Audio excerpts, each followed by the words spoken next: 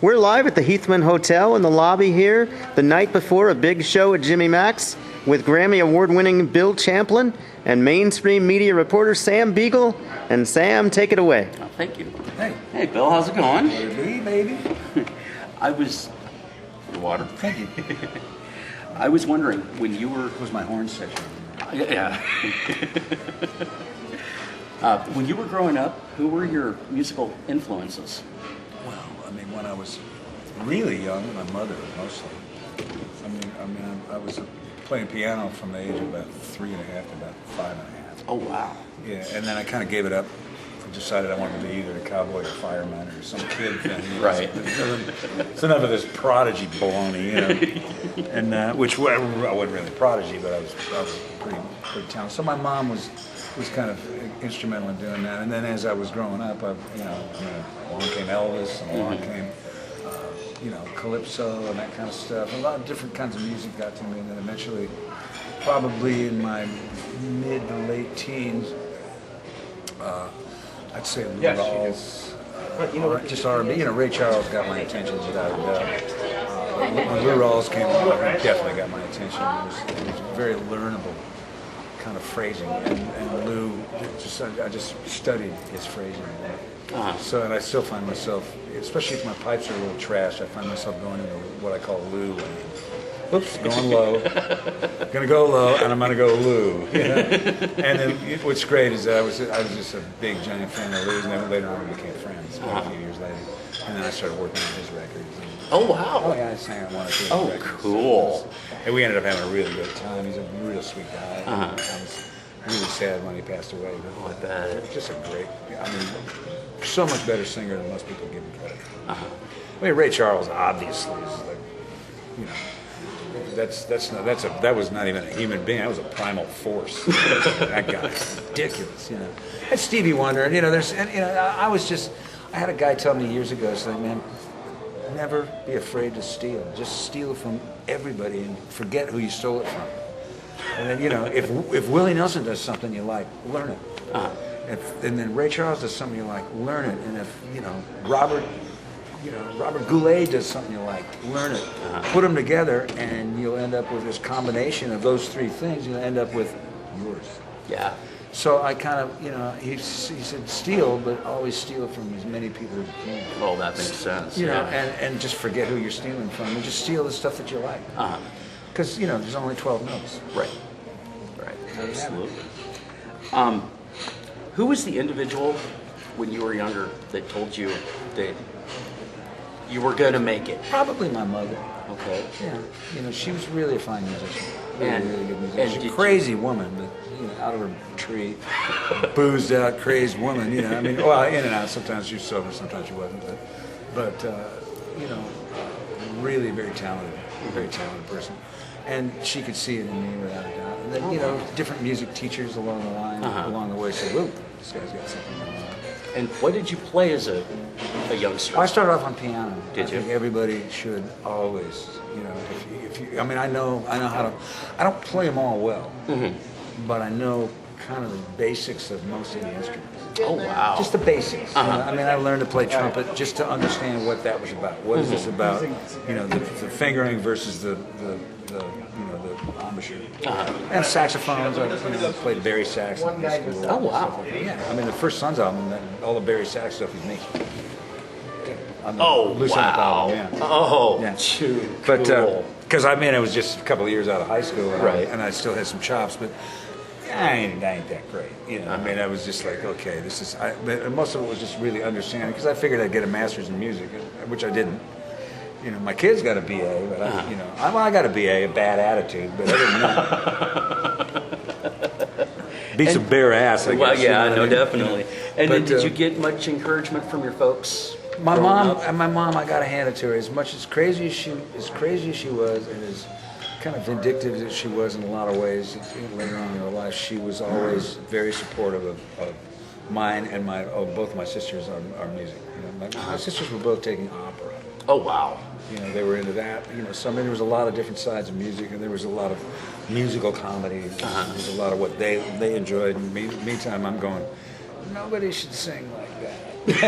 Jimmy Reed doesn't sing like that. Why should you? You know, that kind of thing. But she was supportive. That's cool. Of all of the songs that you've ever written and performed, which one is your favorite? Oh God, it depends on what day is it.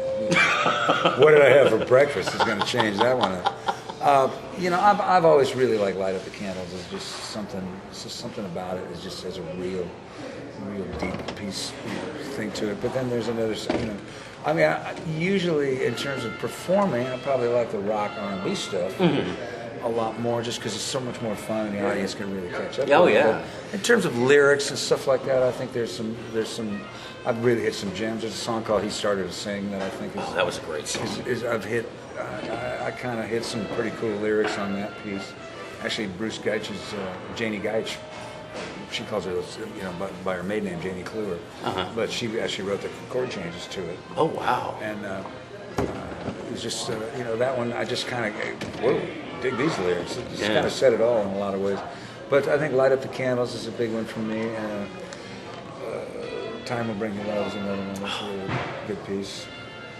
So some of those, just in terms of what I look at them, is like, how did I hit that?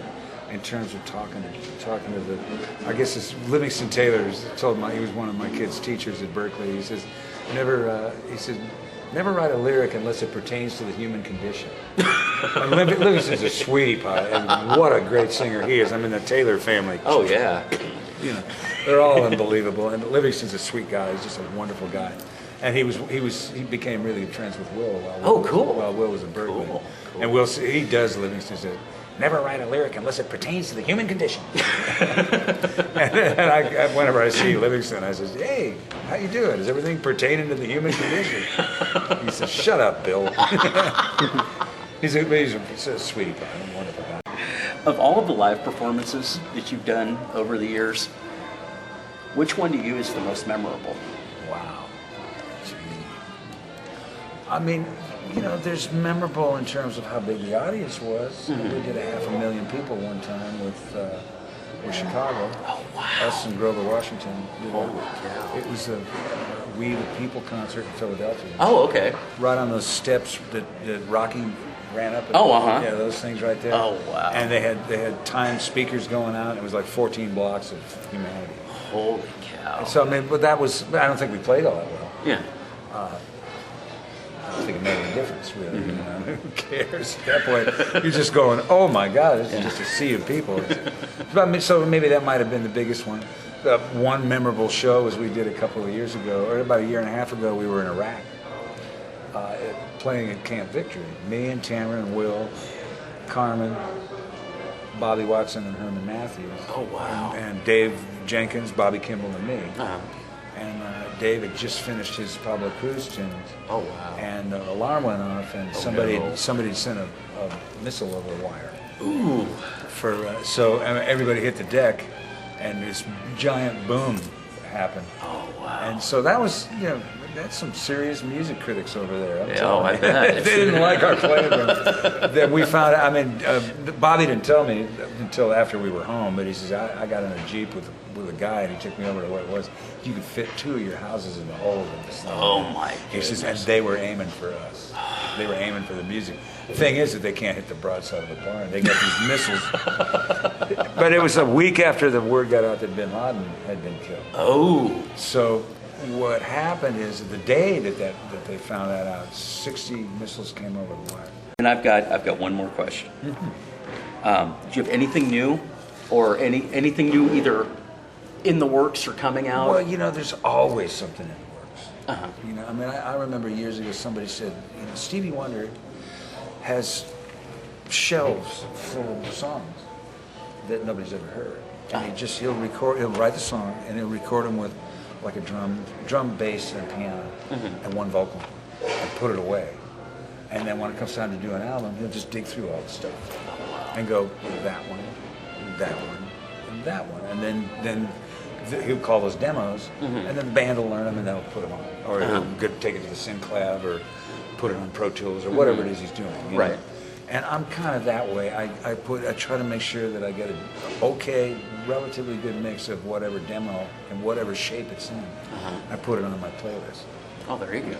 And then when it comes time to do an album, like when I did my last album, I sent about 9 CDs worth of stuff to the record company. And what I kind of wanted to do on that album, I said, well, I know that, me and Bruce Geitch have been talking about doing a real swampy blues album. Sort of like Angelina. Yeah, that was a great kind of a song like that, Yeah. or anything kind of along that line, real kind of bluesy. And I was thinking, well, maybe that's the way to go in this next record. Well, the record company, guys at the record company, and my co-producer Mark Edinger, they said, I'm listening to all your stuff, and I'm going, well, there's a bluesy thing, there's a bluesy thing, there's a bluesy thing, but we listen to all of them. And you got 1 or 2 jazz pieces that are great, like Never Let Go. And there's some pop, real straight, in-your-face pop, like Never Been Afraid. There's some great R&B. Why are you going to take just this one little small bit and alienate your whatever audience you already have now that expect all of that from you, and give them just that little bit? And you don't really have a blues audience, so you're going to be trying to buy a blues audience at your age. Yeah. Whereas all these other people have been doing just that. Johnny Lang started when he was 14. Yeah. And that's his audience, and he knows how to play to him. And so I went, you're actually right. He was making a lot of sense. He said, what you should do, and I wouldn't tell this to most people, is what you should do is all of it. So I kind of went, he said, look, we know we're not going to get a platinum album. There's no radio, there's no retail, there's nothing going on. Right. So we're really making this record for your fans, and we're trying to build a little bit more of a fan base with it, which we did in Europe. A lot of people in Europe, we got nothing but great reviews on it. I've heard you're huge over there. Well, no, it's not huge, but nobody's really huge over there except the people that are huge worldwide. Lady Gaga doesn't do clubs over there. I do. I'll pack them. Yeah. But it's like that. So the move is that I think at some point in the game, whatever audience you have, you try to play to. Live from the Heathmann Hotel, this was Sam Biegel interviewing Bill Champlin.